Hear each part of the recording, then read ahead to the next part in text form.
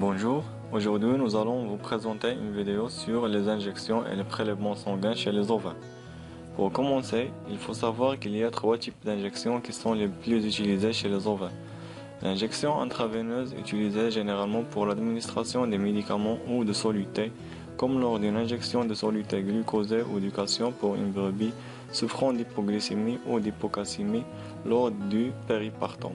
Ensuite, l'injection intramusculaire utilisée surtout pour l'administration des antibiotiques et de certains antiparasitaires. Et enfin, l'injection sous-cutanée qui sert principalement pour l'administration des vaccins.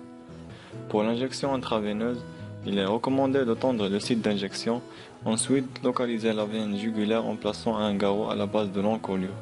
Une fois la veine apparente, on désinfecte le site d'injection avec de l'alcool et on prend notre aiguille et on l'introduit dans la veine afin d'avoir des gouttes de sang qui coulent de notre aiguille tout en gardant le garrot en place.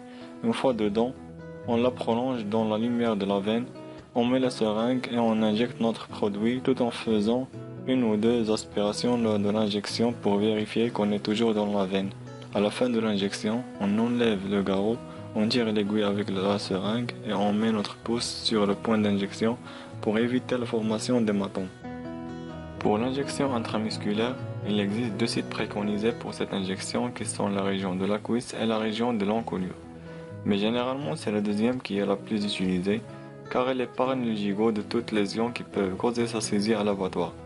Pour pratiquer notre injection, on prend une aiguille montée sur une seringue et on essaie de masser et de pincer la peau du site d'injection avant de piquer l'animal pour détourner son attention et diminuer la sensation de douleur. Et ensuite on introduit notre aiguille en la dirigeant vers l'épaule opposée et on injecte le produit. Dans le cas où on a un volume important à injecter, il est conseillé de diviser la quantité en deux injections sur les deux faces de l'encolure.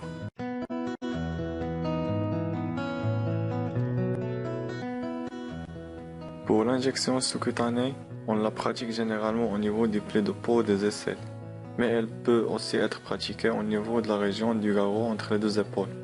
Pour la réaliser, on désinfecte tout d'abord avec de l'alcool et ensuite on prend notre aiguille avec la seringue, on tire sur la peau du site d'injection pour créer un espace entre la peau et le tissu musculaire au-dessous et on injecte notre produit.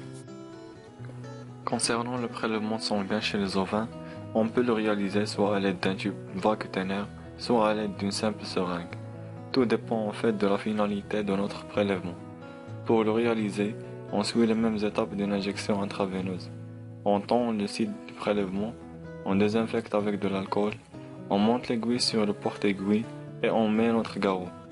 Ensuite, on localise la veine jugulaire, on introduit notre aiguille, on met notre tube vacutaire et on essaie de chercher la veine pour avoir du sang qui vient dans notre tube qui est sous vide.